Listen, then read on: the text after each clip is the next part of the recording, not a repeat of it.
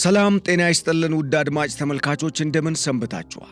ይህ ገበያ ሚዲያ ነው። ፕሮግራማችን ከገበያ ሚዲያ ዘውትር ምሽት 3 ሰዓት ተኩል ላይ ወደ እናንተ የሚደርሰው የገበያ ሚዲያ ልዩ የፖድካስት ፕሮግራም ነው። በዛሬው የገበያ ሚዲያ ልዩ የፖድካስት ፕሮግራም እንደተለመደው ከኢትዮጵያ ብሔራዊ ጥቅም ጋር የተሳሰሩ ወሳኝ መረጃዎችን ይዘናል። ቀዳሚ ያደረግነውና አሁን ላይ በርካቶችን እያነጋገረ የሚገኘው የቀይ ባህር በር፣ በዛ ውስጥ ደግሞ የአሰብ ጉዳይን እንፈትሻለን። በርግጥ አሰብ እንዴት ወደ ኢትዮጵያ ይምጣ? ይህ የኢትዮጵያውያንና በርካታ ቀጠናውን ሰላም እንዲሆን የሚፈልጉ አካላት የመነጋገሪያ አጀንዳ ነው። አሁን ላይ ኢትዮጵያ የባህር በር ያስፈልጋታል። ይህንን የባህር በር እንዴት ታምጣው? ሐሳብ አስተያየት እንሰጥበታለን። እንደዚሁም የተለያዩ የትንተና መረጃዎችም ይቀርቡበታል። በሌላ በኩል በኢትዮጵያ ዙሪያ እየተደረጉ ያሉ የሀገራት እንቅስቃሴዎች አሁን ላይ ምን ይመስላሉ? ቀጠናችን ከየት ወዴት እየሄደ ነው? እነኚህን ጉዳዮች መሰረት በማድረግ በዛሬው የገበያ ሚዲያ ልዩ የፖድካስት ፕሮግራም ቁም ነገሮችን የምትጨብጡበት ከነባራዊ ሁኔታ ጋርም የተጣጣመና የተሳሰረ ወሳኝ መረጃን ወደ እናንተ እናደርሳለን። ቆይታችሁ ከኛ ጋር ያማረ እንዲሆን እየጋበዝን በቆይታችሁ ለቻናላችን አዲስ የሆናችሁ ቻናሉ ሰብስክራይብ፣ ፕሮግራማችንን ደግሞ ላይክ እና ሼር እያደረጋችሁ እንዲሁ ከኛ ጋር እንድትሰነብቱ እንድትቀጥሉ እንድትቆዩ እየጋበዝን አዲስ ሐሳብ አስተያየት ወይም የምንሰጠው ሐሳብ አለ የምትሉ ከሆነ ደግሞ እንደዚሁ በሐሳብ መስጫ ሳጥኑ በኩል እንድታጋሩን እየጋበዝን በቀጥታ ወደ ያዝነው ርዕሰ ጉዳይ ተሻገርን። እንግዲህ የአሰብን ጉዳይ ነው።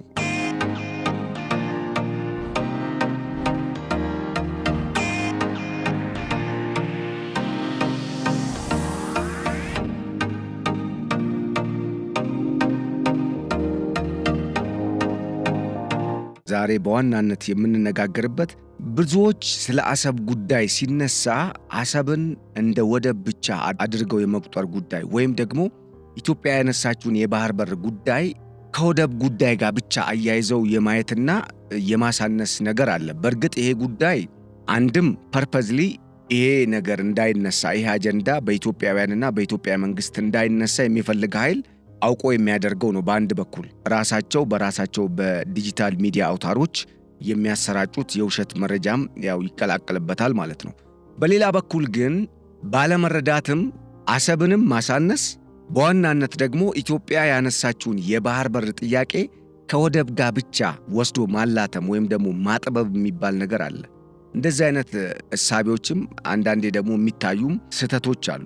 እውነታው ግን ኢትዮጵያ የባህር በር ጥያቄ ስታነሳ በጣም ወሳኝ የሆኑ አሁን ላይ ብቻ ሳይሆን በቀጣይም ኢትዮጵያ የባህር በርን የማግኘቷ ጉዳይ አንገብጋቢና የግድ እንዲሆን የሚያደርጉ ገፊ ምክንያቶች አሉ። የመጀመሪያው የዓለም አቀፍ ሁኔታ በየጊዜው ተለዋዋጭ መሆኑና ጉራማይሌ የሆነ መልክ የመያዙ ጉዳይ አገራት እርስ በርስ እንዳይተማመኑ ብቻ ሳይሆን እርስ በርስ ካለመተማመን ባለፈም ምናልባትም ደህንነታቸው ምንም አይነት ዋስትና እንዳይኖረው የሚያደርግ ሁኔታ እየተፈጠረ ነው የሚገኘው።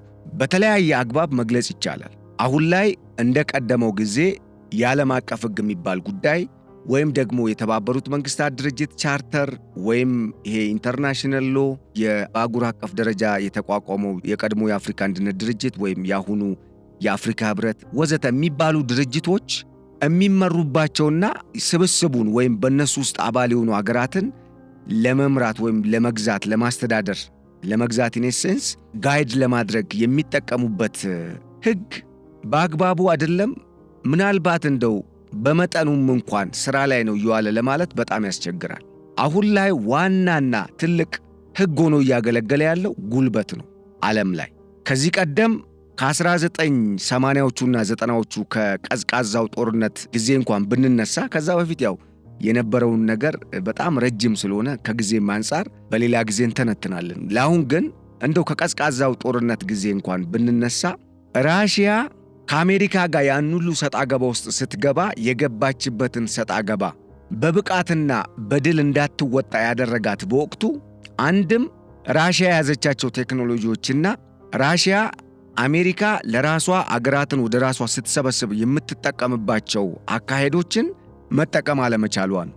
ሁለተኛው በአሜሪካና በራሽያ መካከል ያለው ሀገራትን አፕሮች አድርጎ ወደ ራስ የማምጣት ስትራቴጂ፣ እንደዚሁም ደግሞ የሳይንስና የቴክኖሎጂ ልዩነት፣ በተጨማሪ ደግሞ የኢኮኖሚ የበላይነት ራሽያን በቀዝቃዛው ጦርነት በአሜሪካ እንድትሸነፍ አድርጓታል።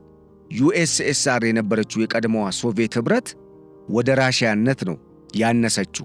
ምንም እንኳን ሰፊውን የቀድሞውን የሶቪየት ዩኒየን ወይም የሶቪየት ኅብረት የታላቋ ሶቪየት ኅብረትን ግዛት ይዛ ብትቆይም ራሽያ እስካሁን አብዛኞቹ አሁንም ራሽያ ከዩክሬን ጋር ጨምሮ በቀጠናው ካሉ አገራት ጋር በመጎነታተል ውስጥ እንድትቆይ የሆነችው አንድም በአቅም ምክንያት ነው። ይሄ ሲባል ወይም ይህን ስል ራሽያ የተፈጥሮ ሀብት ስለሌላት አይደለም። ራሽያ የሰው ኃይል ስለሌላት አይደለም። ራሽያ ሳይንቲስቶች ስለሌላት አይደለም። ራሽያ መንግስት ስለሌላት አይደለም። ወይም ደግሞ የውጭ ግንኙነት ማድረግ ስለማትችል አሊያም ደግሞ አሜሪካኖች የደረሱበት ደረጃ ላይ መድረስ የሚያስችል አእምሮ የሌላት አገር ስለሆነችም አይደለም። ግን በወቅቱ በነበረው ነባራዊ ሁኔታ በአንደኛውም በሁለተኛውም የዓለም ጦርነት ወቅት ከአሜሪካ በላይ ራሽያ ተጎድታለች። ምንም እንኳን ራሽያ ከአሸናፊዎቹ የምትቆጠር ብትሆንም በኋላ ላይ ግን አሜሪካ የበላይነቱን እንድትወስድ ያደረጓት በርካታ ምክንያቶች ታይተዋል።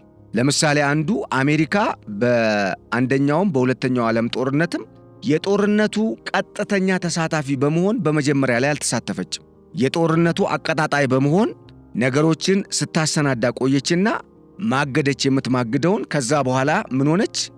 መጨረሻ ላይ ቋጭ ሆናን የመጣችው ወይም ደግሞ ጦርነቱን የሚቋጭ የሚያጠናቀቅ ሆና፣ ያ ማለት የገዘፈ አቅሟን ሳታስነካ ቆይታ በኋላ ላይ ነው የተዳከሙ ኃይሎችን ባላት ኃይል ተጠቅማ የበላይነቱን ለመውሰድና እንግዲህ መስዋዕትነት የከፈሉ አገራትን እና ህዝቦችን ድል ወደ ራሷ የወሰደችው። አሸናፊ ነን ብለው ነው የወጡት።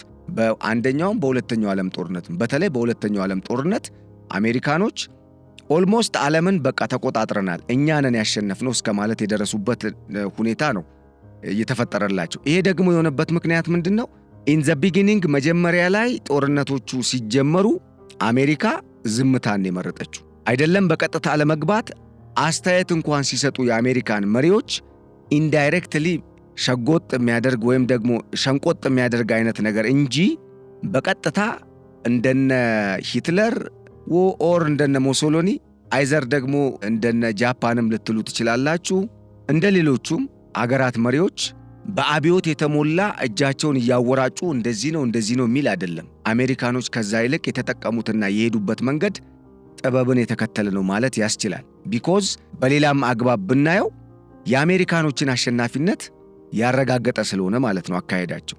ስለዚህ በቀዝቃዛው ጦርነት ወቅትም ማለትም የሁለተኛው ዓለም ጦርነት ከተጠናቀቀ ከ40 ምናምን ዓመታት በኋላም እንኳን አሜሪካ አቅሟ እየፈረጠመ መጥቶ ነው እንግዲህ ሶቪየትን ማፍረስ ደረጃ ደርሳ አሁን ላይ ሶቪየት የቀድሞዋ ሶቪየት ራሽያ ሆና የቆየችው ወይም ደግሞ የቀረችው።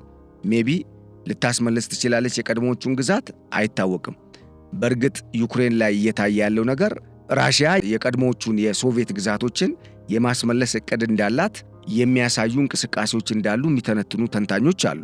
በእርግጥ ፕሬዝዳንት ቭላዲሚር ፑቲንም የቀድሞዋን የሶቪየት ዩኒየን ወይም የታላቋን የሶቪየት ኅብረት ካርታ ከመቀመጫቸው ጀርባ ፊት ለፊት ሰቅለው ያንን እውን ለማድረግ እንደሚንቀሳቀሱ አስበው ነው እየሰሩ ያሉት የሚል የተለያየ መረጃ እየወጣ ነው የሚገኘው። በሌላ በኩል አሜሪካኖች ደግሞ የነበራቸውን የበላይነት ማስቀጠል ብቻ ሳይሆን አሁን ላይ እየታየ ያለውን በዓለም አቀፍ ደረጃ አዳዲስ የዓለም አቀፍ ስርዓት ለውጥ እንዲመጣ የሚፈልጉ ኃይሎችን ሐሳብ ከዚህም በኋላ ለአሜሪካኖች ድጋሚ ተነስቶ ተግዳሮት እንዳይሆንባቸው ለማድረግ የአገራትን ቅስም የሚሰብሩበትን አካሄድ ነው እየተከተሉ ያሉት።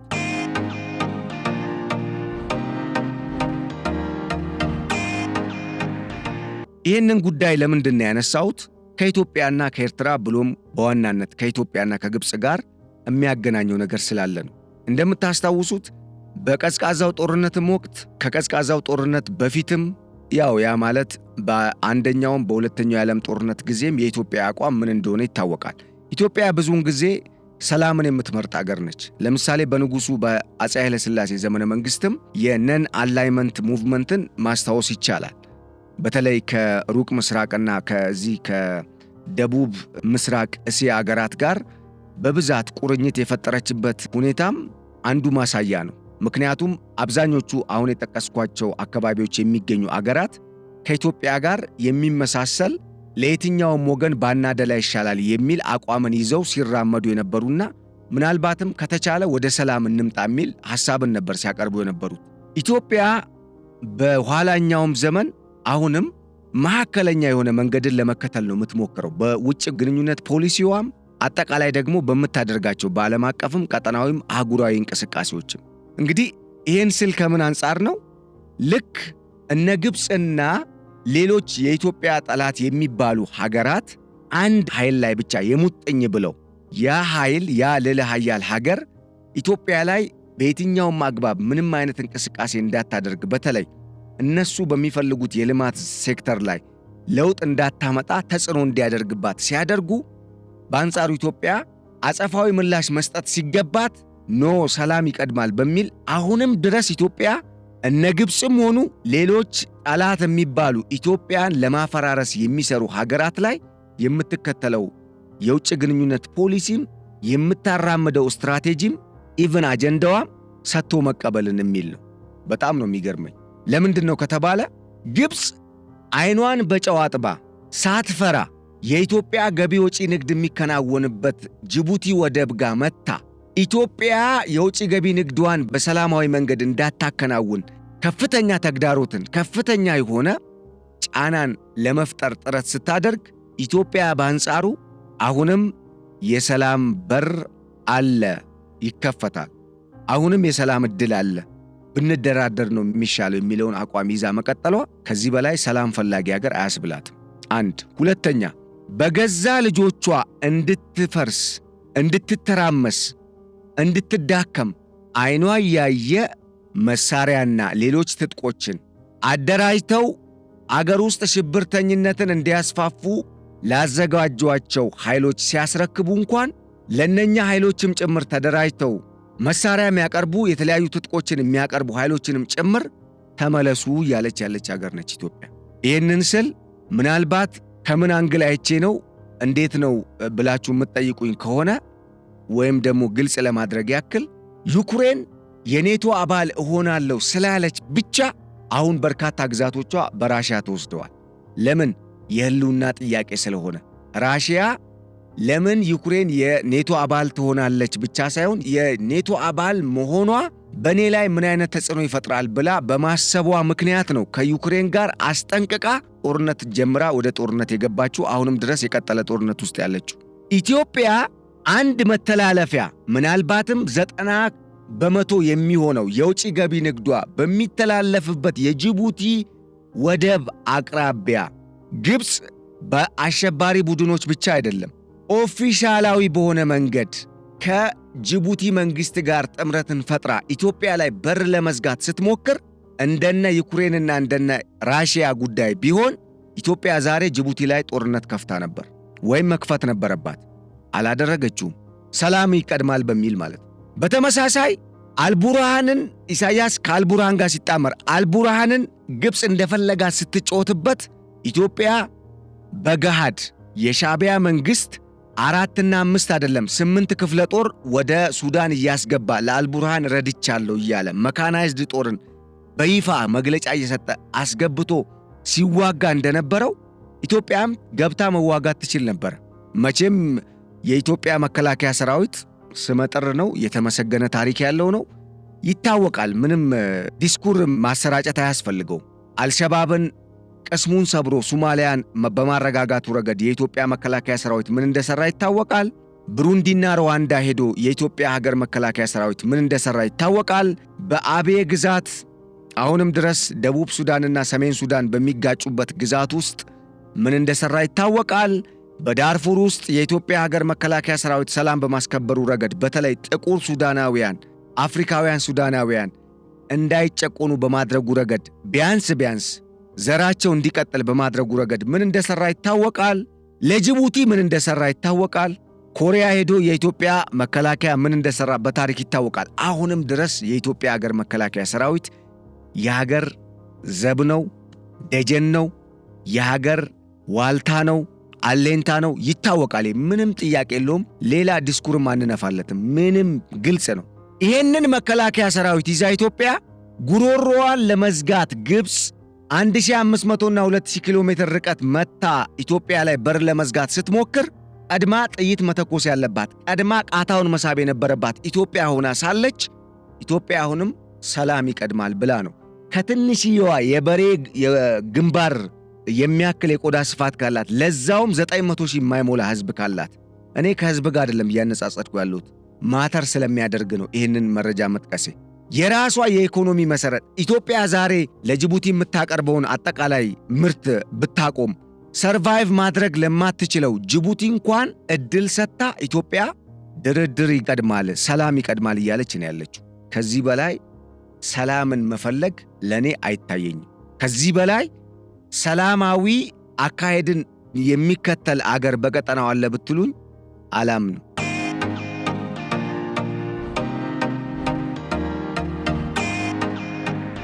ተመልከቱ፣ የዩክሬንን ጉዳይ እዩ። የኔቶ አባል ሆናለሁ ነው ያለችው። ኖ አለች ራሽያ።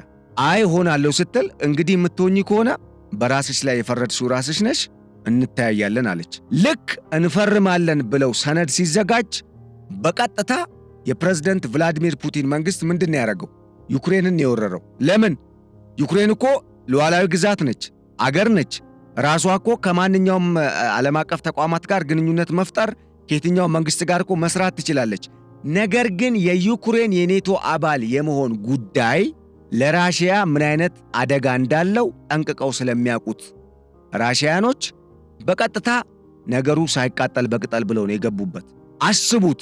በተመሳሳይ ወደ ኢትዮጵያ እንምጣ፣ ወደ ምስራቅ አፍሪካ ኤርትራን አደራጅታ የሱዳኑን አልቡርሃን አደራጅታ አሁን ደግሞ በኢትዮጵያ ወጪ ገቢ ንግድ ዋና መተላለፊያ በሆነው በጅቡቲ በኩል አሸባሪውን ላይ ያደራጀች በቀጣይ የኢትዮጵያ ውጭ ገቢ ንግድ እንዲቆለፍ እንዲዘጋ የሚያደርግ አሻጥራዊ አጀንዳን ይዛ መጣ። ግብፅ ከጅቡቲ መንግስት ጋር ለዛውም ከመንግስት ጋር ጥምረት ፈጥራ ለመስራት ስትንቀሳቀስ ኢትዮጵያ እኮ ቃታውን መሳብ የነበረባት ቆይቷል፣ አልሳበችም። ግን የሚገርማችሁ ነገር ይህን ሁሉ ስታደርግ ኢትዮጵያ አቅም ስለሌላት አይደለም። ምክንያቱም ነገሩ እኮ ይደፍረስ የሚባል ከሆነ እኮ ሁሉም ኢትዮጵያዊ ቢተባበር እኮ አይደለም ግብፅ እኮ አሜሪካ ብትመጣ እኮ እዚህ ጋር ምንም ልትፈጥር አትችልም። ምክንያቱም ህዝብ ካመረረ ምን ሊያደርጉት ይችላሉ? ግን መንግስት ህዝብን አላነሳሳም፣ ያልሆነ መግለጫም አልሰጠም። ኢትዮጵያ እንደ ሀገር ያልሆነ አካሄድን አልተከተለችም። በዚህ ጋር ዘጋችሁብኝ አይደለ? እሺ ሌላ አማራጭ ግን እናንተ የምታጡት ነገር አለ። እንደራደር ነው የተባለው። በብልጽግና ፓርቲ ምክትል ፕሬዝዳንትና በምክትል ጠቅላይ ሚኒስትር ማዕረግ የዲሞክራሲ ስርዓት ግንባታ ማስተባበሪያ ማዕከል ኃላፊ የሆኑት አቶ አደም ፋራ እንደዚሁም የትራንስፖርትና ሎጂስቲክስ ሚኒስተር በሆኑት በዶክተር ዓለሙ ስሜ የተመራ የልዑክ ቡድን ጅቡቲ ሄዶ ነገሩ እንዴት ነው እንየው እኮ ነው ያለው። ሌላውን ተዉትና የጅቡቲንና የኢትዮጵያን ተዉትና የየመንንና የሳውዲ አረቢያን ጉዳይ ተመልከቱ። የመን ነፃ ሀገር ነች። ኢራን ወደ የመን እጇን አስገብታለች መባሉን ተከትሎ ሳውዲ አረቢያ አሁን ልዋጥ ነው አለችና የተባበሩት አረብ ኤምሬትስን፣ ኩዌትን፣ ሱዳንን፣ ኤርትራን፣ ግብፅን ራሷ ያላትን ኃይል አደራጅታ ጭራሽ ከአሜሪካም ጨምራ ጸረ ሽብር ብላ እስራኤልም እንድታግዛት ጠይቃ እኮ ነው ወደ የመን የገባችው ሁቲዎችን ለማጥፋት። ለምን? ሁቲዎች ከኢራን ጋር ግንኙነት መፍጠር አይችሉም? ይችላሉ እኮ እንደ ህጉ እንደ ዓለም አቀፍ ህጉ እኮ ይችላሉ። ግን ኢራን ይዞታዋን በየመን ውስጥ ማጠናከሯ ወይም ደግሞ የኢራን ወደ የመን መጥቶ እጇን ዘለግ አድርጋ በየመን ውስጥ የማስገባቷና ይዞታዋን የማስፋቷ ጉዳይ በቀጣይ ለሳውዲ አረቢያ ቀጠናው የበላይነት ምን አይነት ተጽዕኖ እንዳለው ያውቃሉ። ስለዚህም ቶሎ ገቡበት። የመን እስካሁን ፈርሳለች። ኢትዮጵያ ይህን ማድረግ ያቅታታል? ጅቡቲ ለኢትዮጵያ ከባድ ሆና ነው ወይስ እዛ ያሉት እንደነ አሜሪካ እንደነ ፈረንሳይ እንደነ ቻይና የሰላም አስከባሪ ጦሮች ተፈርተው ነው? አይደለም። ለምን? ከነሱ ጋር መደራደር ይቻላል። እነሱ እኮ ጅቡቲን እንደ ሀገር ሳይሆን ዋናው ጉዳይ እዛ ጋር ያላቸው ጥቅም ነው እዛ ጋር ያመጣቸው እንጂ ጅቡቲን እንደ ሀገር ወደዋት አይደለም እዛ ጋር የመጡት። ጅቡቲ የተቀመጠችበት ስትራቴጂካዊ ሎኬሽን ለነሱ ወሳኝ ስለሆነ ለጥቅማቸው ሲሉ ነው የተቀመጡት። ኢትዮጵያ ጥቅማቸውን የምታከብር ከሆነ ፔሬድ። ግን ኢትዮጵያ ይህንን አላረገችም። ለምንድን ነው ሲባል ሰላም ይበልጣል ነው። ሰላም በቀጠናው ላይ የተሻለ ለውጥ ማምጣት ያስችላል። ስለዚህ አሁን ላይ የዓለም አቀፍ ሕግ እየሰራ አይደለም የምላችሁ የዓለም አቀፍ ሕግ ቢሰራ ኖሮና የዓለም አቀፍ ሕግ አሁንም በእርግጥም ሥራ ላይ ሆኖ ቢሆን ኖሮ ትላንትና ፕሬዝዳንት ኒኮላስ ማዱሮ አሜሪካን አልገዛም፣ ለአሜሪካ እጅ አልሰጥም፣ ለአሜሪካ ነዳጄንም የአገራችንን ማዕድን አልሰጥም ስላሉ በውድቅት ሌሊት ሄደው አገሪቱን አተራምሰው እንደ ሌባ እንደ አሸባሪ ከቤተ መንግሥት ጎትተው ይዘዋቸው አይሄዱም ነበር በኃይል ቢኮዝ የዓለም አቀፍ ሕግ ስለማይሰራ ግን ዘዩዝ በቃ ፓወር ለዛውም ሃርድ ፓወር ነው የሚጠቀሙት ሶፍት ፓወር አይደለም።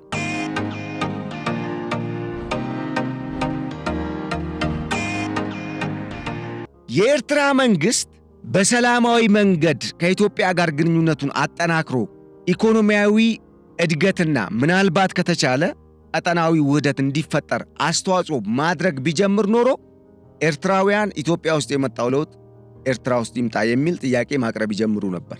ያ ደግሞ ለሱ ውድቀት ስለሆነ እንደገና በዋናነት ደግሞ ግብፅ የማትፈልገው አጀንዳ ስለሆነና ግብፅ የምትፈልገው የኢትዮጵያን መድከምና የቀጠናውን መተራመስ ስለሆነ አፋችሁን ዝጉ ብሎ ነው ኢትዮጵያን ወደ ማተራመሱ የገባው። ሶስተኛ ኢትዮጵያና ኤርትራ መካከል ጦርነት እንኳን ቢፈጠር ጦርነቱ በኤርትራና በኢትዮጵያ ድንበር አካባቢ ቢደረግ ኤርትራ ራሷ ህልውና አይደለም ሻዕቢያ ኤርትራ ራሱ ህልውና አደጋ ላይ እንደሚወድቅ ስለሚያቅ ቀድሞ ምን አደረገ? ጦርነቱን በኢትዮጵያ ውስጥ እንዲከፈት የተለያዩ ኃይሎችን በማደራጀት ማሰራጨት ጀመረ። ለምንድን ነው? የባህር በሩ ጥያቄ የኢትዮጵያ መንግስት የባህር በር ጥያቄ ማንሳቱ ለኔ አደጋ ነው ብሎ ስላሰበ ነው። ለምን? ቢኮዝ የታሰበው ነገር ምንድነው? ያኔ ከ34 ዓመት በፊት ከኢትዮጵያ ተገንጥያለሁ ብላ ኤርትራ ስትወጣና በወቅቱ የነበረው የሽግግር መንግስትም ዕውቅና ሰጥቶኛል ብላ ኤርትራ ስትለፈልፍ ወይም ደግሞ የሻዕቢያ መንግስት አዋጅ ሲያስነግር ህጋዊ በሆነ መንገድ ከኢትዮጵያ እንዳልተገነጠለ ያቃል። ህጋዊ ባልሆነ መንገድ ከመገንጠሉም በላይ ከኢትዮጵያ ጋር በቀጣይ ሊያተናንቃቸው ወይም ደግሞ ሊያፋጠጥ የሚችል ጉዳይ እንደሚኖር ያቃል ቀድሞ የሻዕቢያ መንግስት። በተመሳሳይ ከኢትዮጵያ የባህር በሩን ሲወስዱ ወይም ኢትዮጵያ ላይ ሲዘጉባት ኢትዮጵያ የሆነ ጊዜ የሀገርን ጥቅም የሀገርን ህልውናና ከፍታ ቀዳሚ ዋና አጀንዳ አድርጎ የሚሰራ መንግስትም ትውልድም ሲመጣ የነሱ አጀንዳ እንደሚኮሰምን ያውቁ ነበር። ስለዚህ ልክ የባህር በር አጀንዳ ሲነሳ በቀጥታ ኢትዮጵያ ውስጥ ትርምስ ነው መፈጠር የጀመረው። ኢትዮጵያ ውስጥ ብቻ አይደለም፣ በነገራችን ላይ በቀጠናው ያሉ ሀገራት በጠቅላላ ኩርፊያ ውስጥ ነው የገቡት። ልክ ስታድጉ እንደማይወድ ምቀኛ ጎረቤት ማለት ነው። ልክ ኢትዮጵያ የባህር በር ጥያቄ ስታነሳ ዘጓት። ሁሉም ግለሰባዊ ጉዳይ ነው ያደረጉት። የታላቁ የህዳሴ ግድብ ተገንብቶ ኑ ለምርቃት አይታችኋል የሆነውን ነገር።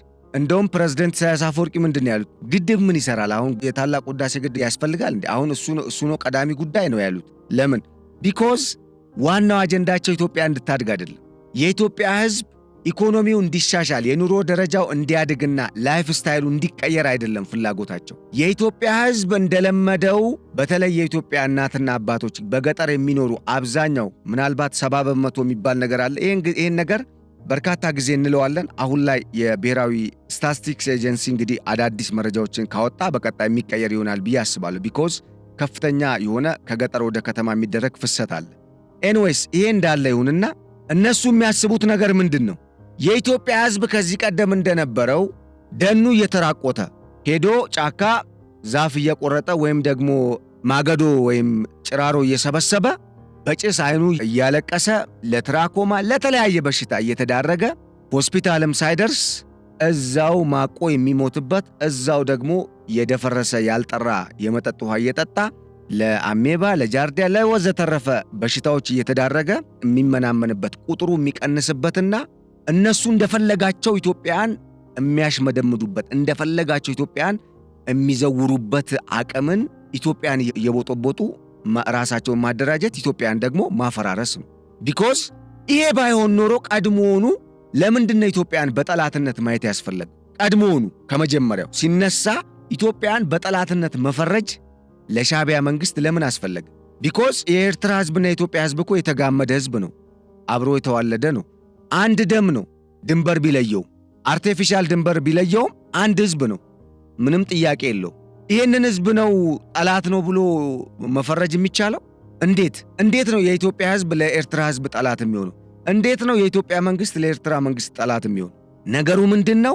የታሰበ ነገር ነበረ።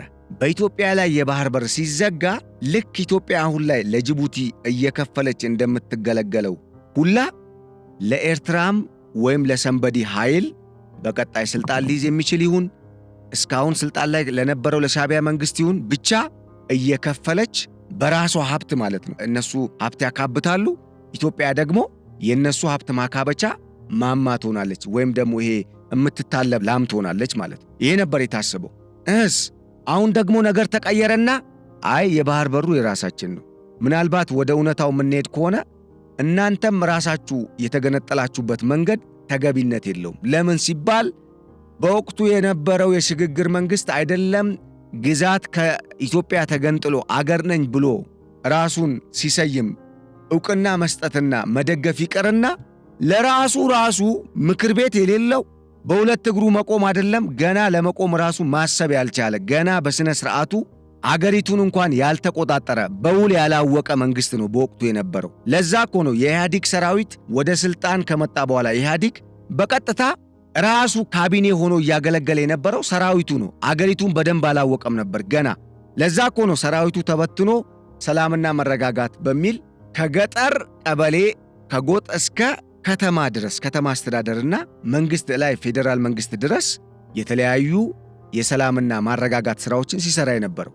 ይሄ መንግስት እንዴት ነው ለኤርትራ አገር ሁኝ ብሎ ዕውቅና መስጠት የሚችለው? በየትኛው ዓለም አቀፍ ሕግ በየትኛው የአገር ውስጥ ሕግ ነው እንደዚህ አይነት ድንጋጌ ያለው? አያስኬድም። ያም አልፎ በ1991 እና 92 በኢትዮ ኤርትራ ጦርነት ወቅትም ኢትዮጵያ አሰብንም የምጽዋ ወደብንም ጠቅልላ ደቡባዊ የቀይ ባህር አቅጣጫን የራሷ የሆነውን ግዛት ወደ ራሷ ማስመለስ ስትችል ፐርፐዝሊ እንዲሄድ ተደርጓል። ለምንድነው ያ የሆነው? እንደነገርኳችሁ ነው። የሆነ ጊዜ ኢትዮጵያን ሻዕቢያ ምን ማድረግ ይፈልጋል? የሱ የሀብት ምንጭ የሱ የሆላንድ የሆላንድ ከብቶች ታውቃላችሁ። የሆላንድ ላም በቀን የሚሰጡት ወተት በጣም ከፍተኛ ነው። በቃ የዛ መንግስት ሆላንድ ላም ነች ኢትዮጵያ እንድትሆን የተፈለገችው። ለማረግም ተሞክሮ እኮ ነበረ፣ በኋላ ላይ ስለቆመ ነው እንጂ ሜድ ኢን ኤርትራ የተባለ ነበረ። ከወለጋ፣ ከከፋ፣ ከኦሮሚያ፣ ከአማራ ከተለያየ አካባቢ ሜድ ቡናና በተለይ የተፈጥሮ ሀብት እኮ ሜድ ኢን ኤርትራ የተባለ ነበር ሲሸጥ የነበረው።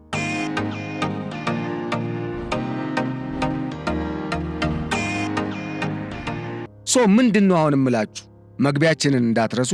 አሰብ እንዴት ወደ ኢትዮጵያ ይምጣ? የቀይ ባህር በሩ እንዴት ወደ ኢትዮጵያ ይምጣ ነው ዋና አጀንዳችን።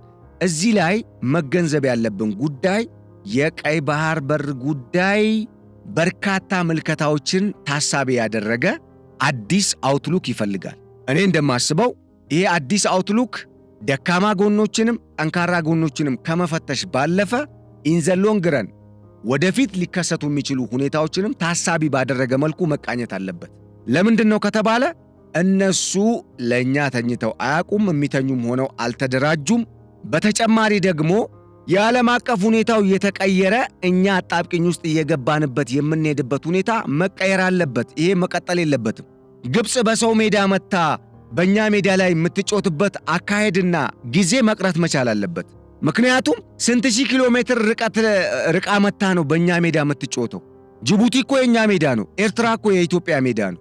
የግብጽ ሜዳ መሆን አይችልም። ምናልባት ስለ ጋዛና ስለ ሜዲትራኒያን ባህርና ስለ ሲናይ በረሃ ቢሆን አዎ የግብጽ ሜዳ ነው ብለን ልናወራ እንችላለን። ኤርትራና ጅቡቲ ምናልባት ሶማሌና ሶማሌላንድ ውስጥ የሚደረግ ነገር የኢትዮጵያ ሜዳ ነው፣ የኢትዮጵያ መጫወቻ ሜዳ ነው። ስለዚህ ግብጽ ከዛ ርቃ መታ እዚህ ጋር የኢትዮጵያ ሜዳ ላይ ነጥብ ለማስቆጠር የምትችልበት እድል መፈጠር የለበትም። ምን አይነት አማራጭ ይኑር? የባህር በሩን ጉዳይ አንድም በአደራዳሪ ሀገራት መለየት ያስፈልጋል። መለየት ማለት ምንድን ነው? ሀገራቱ ምንድን ነው የሚፈልጉት? ሊያደራድሩን የሚመጡ ሀገራት እንግዲህ ብዙ ጊዜ እዚህ ጋር መገንዘብ የሚገባን ነገር አደራዳሪ ሆኖ ሲመጣ እንደለመድነው ሁለት ግለሰቦች ወይም ደግሞ ሰዎች ሲጣሉ የሀገር ሽማግሌ ገብቶ እንደሚዳኘው አይነት መዳኘት ወይም ደግሞ የሽምግልና ሂደት አይደለም። በባህር በሩ ጉዳይ በአባይም ጉዳይ ኢትዮጵያ አሁን የምትቀመጠው ድርድር ቢኮዝ ለምንድን ነው ካላችሁ አደራዳሪዎቹ ራሳቸው የጥቅም ተጋሪዎች ናቸው። አለበለዚያ አይሆንም። የዓለም አቀፍ ስርዓት ይህንን ያስገድዳል። እንዴት ነው የሚያስገድደው? አሁን ላይ እንደነገርኳችሁ ነው። ጊቭ ኤንድ ቴክ ነው። ዓለም ትሰጣለህ፣ ትቀበላለህ። ከሌለህስ የግድ ትሰጣለህ ወይ ደግሞ የግድ ትገዛለህ። የዓለም አቀፍ ሥርዓቱ ይሄ ነው ዋና ማጠንጠኛው። ይሄ ስለሆነ ኢትዮጵያ በዚህ ዙሪያ ምንድን ነው የምታደርገው? አንድ የአደራዳሪ ሀገራት ፍላጎት ምንድን ነው የሚለውን መለየት የሚያስፈልግ ይመስለኛል። ለምን ከተባለ እነሱ ሎቢ እያደረጉ ሚሊዮን ዶላሮችን እየዘረገፉ ወይም ደግሞ መዋለ ንዋይን እያፈሰሱ እኛ ላይ አጀንዳ ሲያስይዙብን፣ እኛስ እዚህ ላይ መስራት አለብን። ሁለተኛው ጉዳይ የጠላት የመጨረሻ ምሽግ ምንድን ነው?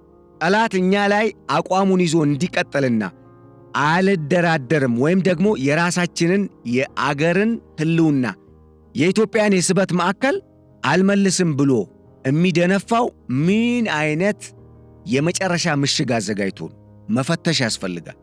ቢኮዝ እስከዛ ድረስ ነዋ ጠላት እየተዘጋጀ ያለው። ስለዚህ እኛም እስከዛ ድረስ መዘጋጀት ያስፈልጋል። ሌላው ጉዳይ የኃይል አስተላለፍ ስርዓቱ ፐርማነንት አይደለም ወይም ቋሚ አይደለም፣ ይቀያየራል። ለምሳሌ እያየን ነው ሰሞኑ በአሜሪካ በኩል የሚሰለፍ፣ በራሽያ በኩል፣ በቻይና በኩል የሚሰለፍ እየተቀያየረ ነው ያለው።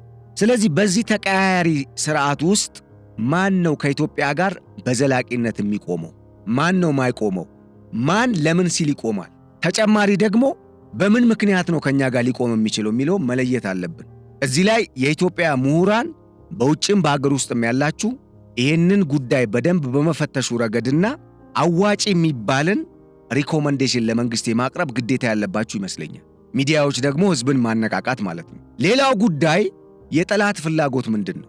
የጠላት ፍላጎት ራሱ መከለስ ያለበት ይመስለኛል። ቀደም ሲል የነገርኳችሁ ነገር አለ። ኢትዮጵያን በማዳከም ኢትዮጵያን መጠቅለል፣ ኢትዮጵያን እንደዚህ ወዘተ አለ።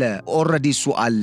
ግን በሂደትና በዚህ ተለዋዋጭ በሆነ ዓለም አቀፍ ስርዓት ውስጥ ጠላት ሁል ጊዜ የሚያድግ ፍላጎት እንዳለው መርሳት የለብንም። ዛት ኢዝ ዋይ ለዛ እኮ ነው አልደራደርም የሚለው። ስለዚህ ያንንም መፈተሽና ማወቅ ያለብን ይመስለኛል። ቢኮዝ የጠላት ፍላጎት ምንድን ነው የሚለውን ከተረዳን ጠላት የሚወድቅበትን ነገር ለማወቅ ቀላል ይመስለኛል። ሌላኛው ጉዳይ በድርድር ወቅት በጣም ክሩሺያል የሚባሉ አስፈላጊ የሚባሉ ሰነዶች ብቻ ሳይሆኑ ሎቢስት ቡድኖችም ያስፈልጉናል። ሎቢ የሚደረጉ ሰዎች ካሉ ሎቢስቶች ይኖራሉ አይደለም? ሎቢስቶችም ያስፈልጋሉ ለኢትዮጵያ።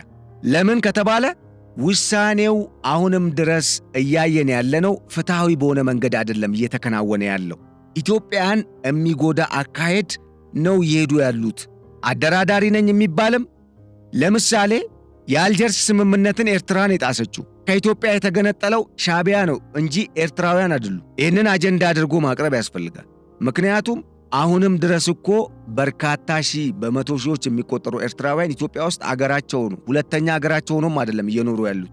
እንደ ሱዳንና እንደ ግብፅ ወይ ደግሞ እንደ ዩጋንዳና ታንዛኒያ ዜጋ አይደለም ኢትዮጵያ ውስጥ እየኖሩ ያሉት፣ እንደ ኢትዮጵያዊ ነው እየኖሩ ያሉት። ይሄ በራሱ እኮ የሚያሳየው ነገር አለ። እንደዚህ አይነት አዳዲስ እይታዎች የተካተቱባቸው ኮንክሪት የሆነ አይዲያ መቅረብ መቻል አለበት። እዚህ ላይ ምሁራንና አድቫይዘሮች በጣም ሮል ልትወጡ ይገባል፣ ሮላችሁን። ፕላስ ሎቢስቶቹ ደግሞ ነባራዊ ሁኔታን ታሳቢ ያደረገ አካሄድን የሚከተሉ መሆን አለባቸው።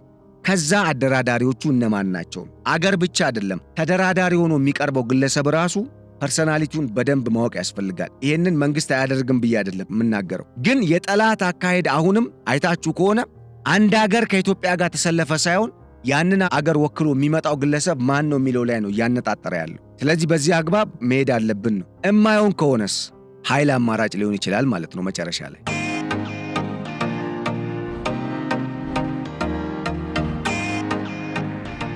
ለምንድን ነው ከተባለ የትኛውም አገር የስበት ማዕከሉን ተነጥቆ አይደለም አገር ግለሰብ አይቀመጥም።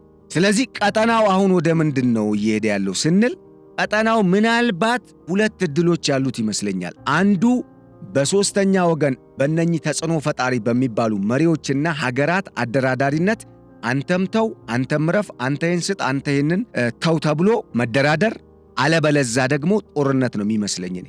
ለምንድን ነው ከተባለ እርስ በርስ በጠረጴዛ ዙሪያ ፊት ለፊት ተቀምጠን እንወያይ የሚለው አጀንዳ ኦልሞስት እያበቃ ያለ ይመስላል። ስለዚህ እዚህ ላይ ምን እየሰራን ነው? ሚስጥራችንን አንገልጽም፣ ነገር ግን አቅማችንን ማሳወቅ አለብን። ለምንድን ነው የምናሳውቀው?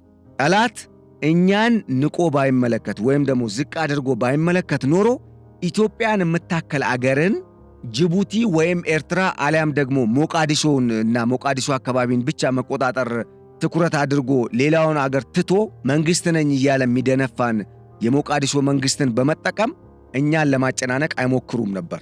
ስለዚህ ያንን ታሳቢ በማድረግ መጨረሻ ላይ ወደዛ መሄድ ይመስለኛል። አላቅም፣ እናንተም ተወያዩበት በየቤታችሁ። ነገር ግን እዚህ ጋር መገንዘብ ያለብን ነገር የህልውና መሰረት እስከሆነ ድረስ የባህር በር ጉዳይ የእያንዳንዱ ኢትዮጵያዊ ግለሰብና የቀጠናውን ሰላም የሚፈልግ አካል አጀንዳ እንደሆነ እረዳለሁ። ስለዚህ የባህር በሩን ጉዳይ ስናየው ከቀጠናዊና እኛ አካባቢ ካለው ገጽታ ወይም ሁኔታ ጋር ብቻ ሳይሆን በዓለም አቀፍ ደረጃ ካለው ሲስተምና ስርዓት እንደዚሁም ስዕል ጋር አጣምረን ማየት መቻል አለብን። አገራት አይደለም የስበት ማዕከል የሆነው የራሳቸው ህጋዊ፣ ተፈጥሯዊ፣ ታሪካዊ ግዛታቸው ተወስዶ አይደለም ገና ለገና እኮ የሆነ ኃይል ገብቶ እኔ ላይ ስጋት ሊጥልብኝ ይችላል በሚል መንግስታት እኮ ጦርነት እያወጁ ነው። ሌላ ሀገር ላይ ዩክሬንን አይተናል። የመን ላይ ሳውዲ አረቢያ ምን እያደረገች እንደሆነ አይተናል። እስራኤል ኢራን ላይ የ12ቱን ቀን ጦርነት እናስታውሳለን። ምክንያቱም አያቶላን ለመውሰድ ነበር የፈለጉት፣ አልተቻለም። ግን ኢራንን የአየር ክፍሏ ባዶ እንደሆነ አሳዩ። ያ ማለት ሂሙሌት አረጓት ማለት ነው። እንድትጨነቅ ወይም ያቺ የተፈራችው አገር በቀጠናው ባሉ አገራትም ቦታ የሌለሽ ነሽ እንድትባል አደረገች ማለት ነው። በተመሳሳይ ትላንትና ከትላንት በስቲያ ኒኮላስ ማዱሮን ከቬንዙዌላ ቤተ መንግስት የዴልታ ፎርስ የአሜሪካ ስፔሻል ስኳድ ሄዶ ሲወስድ ቬንዙዌላ ምን አይነት ሀገር ነች የሚለውን እኮ አጋለጡ ማለት ነው። ስለዚህ ኢትዮጵያ ውስጥም አፍንጫችን ስር መታ ግብፅ የሆነ ነገር ስትፈጽም እኛ ምን አይነት አካሄድ ነው የምንከተለው የሚለውን ጉዳይ በደንብ መፈተሽ የማይቻል ከሆነ በሌላ አነጋገር እነሱ የገፋፉ ወደ ጦርነት እንደሚያስገቡን እያመንን ጦርነት ልንገባ ነው ማለት ነው። ምክንያቱም ሳይቃጠል በቅጠል ነው ቀድመን መያዝ ያለብን። እኔ የሚገባኝ ይሄንን ኢንፋክት አውቃለሁ። ሀገር ውስጥ በጣም ብዙ ችግር አለ፣ የተለያየ ተውሳክም አለ የተለቀቀ አገሪቱን ቢዚ ለማድረግ መንግስትን ቢዚ ለማድረግ ህዝቡን በኑሮ ለማጨናነቅ ይደረጋል። በዋናነት ነጋዴዎችም እዚህ ላይ እየተባበሩ ነው። የት ሊኖሩ እንደሆነ ይህንን የሚያገኙትን የሚሰበስቡትን የሚያግበሰብሱትን ሀብት የት ሊያፈሱት እንደሆነ አላቅም። ግን ለጠላት የሚተባበር እንዳለ ያው በተለያየ አግባብ የሚገለጽበት ሁኔታ አለ። ያው ስንሰማ ነበረ። ኢንፋክት አሁን ኤግዛክትሊ ከሌ ነው የሚለውን ጉዳይ በግልጽ በገሃድ ባይታወቅም ማለት ነው። ነገር ግን እንደ አንድ ኢትዮጵያዊና እንደ አንድ ይህንን ጉዳይ እንደሚመለከት ጉዳይ ብሎ እንደሚያየው ዜጋ እንደ ሚዲያ አውታርም የቀይ ባህር በር ጉዳይ የህልውና መሰረት እስከሆነ ድረስ ኢትዮጵያ ዓለም አቀፍ ተሞክሮዎችንም ነባራዊ ሁኔታዎችንም ቀጣይ ሊመጡ የሚችሉ አዳዲስ ለውጦችንም ታሳቢ ያደረገ እርምጃንና አካሄድን መከተል እርምጃን መውሰድ አለባት የሚል አቋም አለ። ይሄ ማለት ግን በቀጥታ ወዳልተገባ ግጭት እንግባ የሚለው ሳይሆን ጠላት ለምንድን ነው ቀደም ሲል የገለጽኳቸው ሐሳቦች ጠላት ለምንድን ነው በዚህ ደረጃ እኛ ላይ ለመደራደር እንኳን ከኛ ጋር የሚያመነታው እደራደራለሁ ብሎ ሲያበቃ ለምንድን ነው ወደ ሌላ ሀገራት ወደ ሌላ ተጽዕኖ የኛ ጠላት ወደሆኑ ኃይሎች ስር ሄዶ የሚወተፈው ምን ስላለ ነው? እዚህ ላይ መስራት ይገባል የሚል አቋም አለኝ። ተወያዩበት። ሁለት ሐሳቦች ግን ወይም ሁለት አማራጮች ግን እንደቀሩ በኔ በኩል ጠቁሜያለሁ። አንደኛው ሶስተኛ ወገን ሌላ ሀያላን ሀገራት አስጨንቀው ወይም ጫና ፈጥረው ውሳኔ የሚወስኑበት፣ አለበለዛ ግን እስካሁን ታግሰናል ስለዚህ በቃችሁ ብለን ራሳችን የምንወስንበት እድል ያለ ይመስለኛል። እዚህ ላይ ተወያዩበት። ቀጠናው አሁን በዚህ ሁኔታ ውስጥ ነው ያለው። የኃይል አሰላለፍ ስርዓቱንና የጅቡቲና የኤርትራ የሶማሊያ ቀጣይ ሁኔታ ምን ይመስላል የሚለውን ጉዳይ በቀጣይ ስንመለስ እንግዲህ በፖድካስት ፕሮግራማችን የምንዳስሰው ይሆናል። በቂ መረጃና ማስረጃን ይዘን ማለት ነው።